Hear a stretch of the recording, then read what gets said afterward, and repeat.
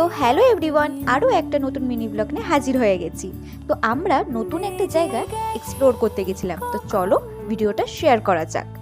তো আমরা সকাল সকাল বেরিয়ে গেছি আবোল তাবোল। এই আবোল তাবোল হলো সুকুমার রায়ের লেখা।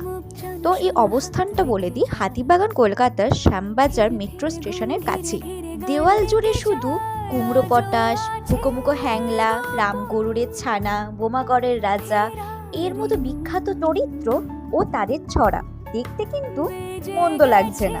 এখানে নানান ধরনের ফটো তোলার একটা সুন্দর জায়গা। এই আবোল তাবোল পাড়াটি এখন বইয়ের সঙ্গে জগৎকে বাস্তবে দেখার মতো একটা দারুণ জায়গা করে তুলেছে।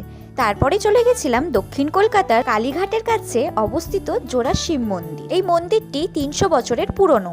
এই মন্দিরটি দুটি আটচালা শৈলীর মন্দির রয়েছে। তারপর ওখান থেকে সোজা বেরিয়ে গেছিলাম লালুপুরের ঘুগনি খেতে। তো ভিডিওটা এই পর্যন্ত ভালো লাগলে লাইক করে দিও।